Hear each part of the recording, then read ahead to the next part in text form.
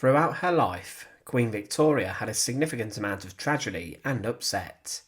She would lose her husband at a very young age, and she would never be the same after the death of Prince Albert.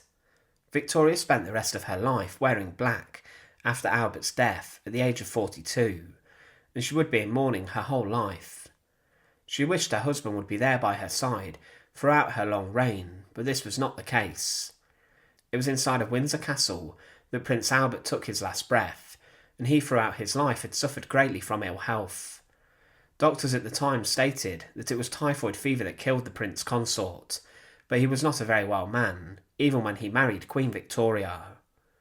Join us today as we look at the death of Queen Victoria's husband, and as always, to support our channel, please make sure to subscribe. Throughout his life, Prince Albert was not very well. His death at a young age could have been caused by the fact his body was slowly worn down, and he did at the time have serious gastric issues that medicine could not treat.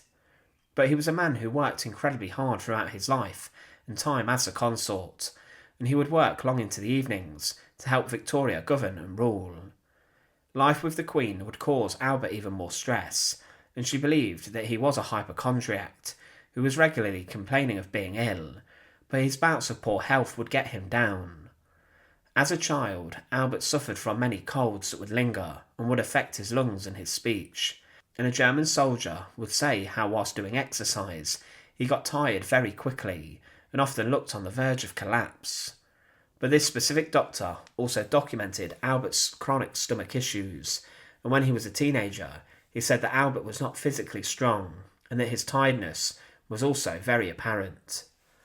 When Albert came to visit Queen Victoria for the first time in 1836, he could not even stay awake, and he actually fell asleep at the dinner table whilst they were eating, and the guests were not enamoured by the fact he could not stay awake whilst holding a conversation.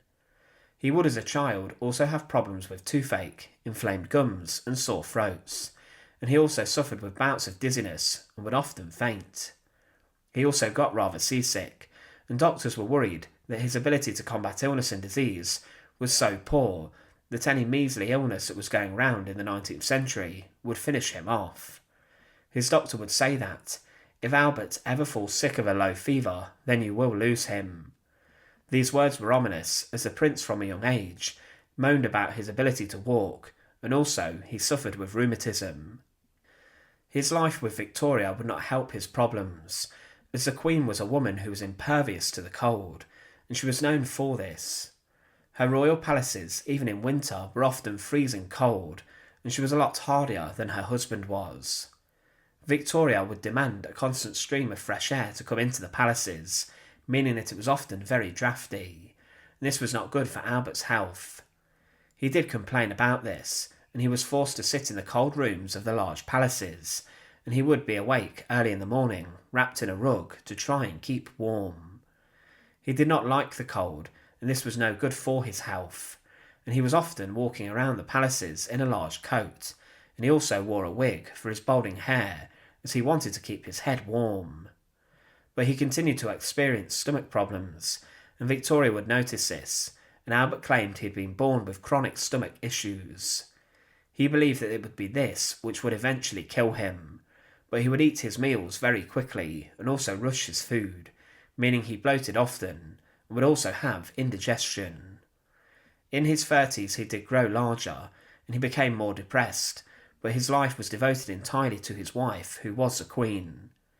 He could do nothing for himself, but he did enjoy time at Balmoral, but he would not relax away from work, and he never voiced his true feelings of frustration and how he was feeling. But he would also hide how poorly he was, as he did not want his wife to see him in this way, and Victoria herself was not the best with dealing with his poor health.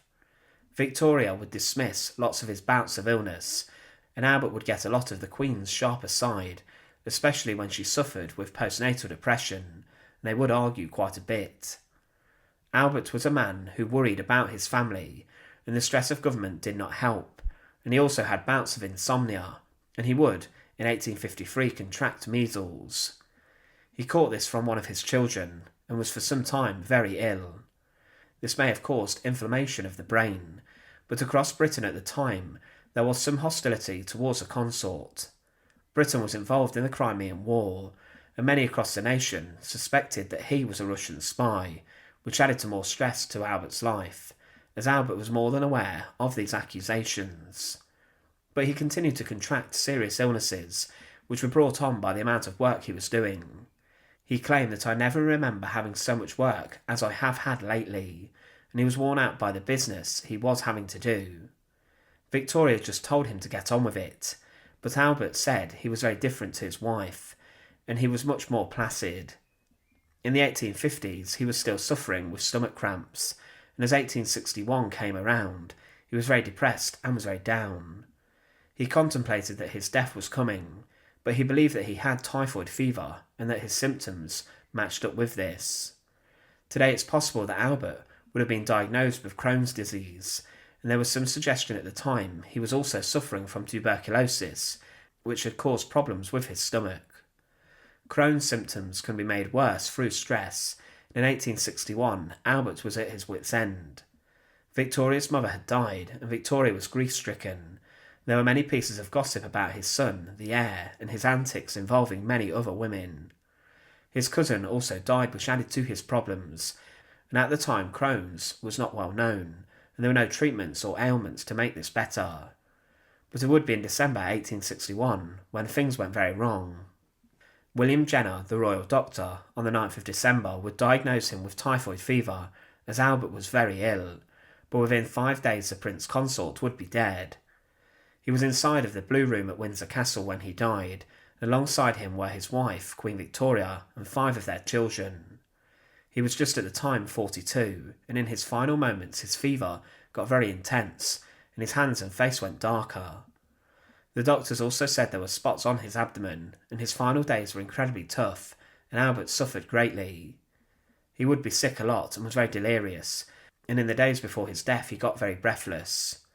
Queen Victoria was told he would get past this, but every day she saw her beloved husband getting weaker and complaining more.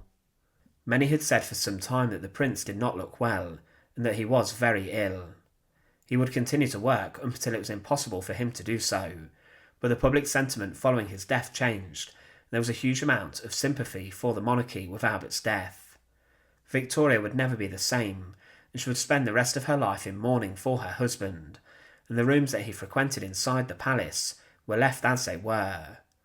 Victoria would also make sure that hot water was taken to his room every morning, and that towels were changed as if he was still alive. Prince Albert's funeral would take place on the 23rd of December 1861 inside of St George's Chapel. Following this, he was left inside of the royal vault for some time, until the royal mausoleum at Frogmore was made and finished. Then his remains were moved, and Victoria would be interred with him later on. She would create a number of memorials and monuments for her husband, including the Concert Hall, the Royal Albert Hall. After the death of Queen Victoria's husband, the Queen was never the same. He was in poor health a lot of his life, and he was key to the running of government and the country.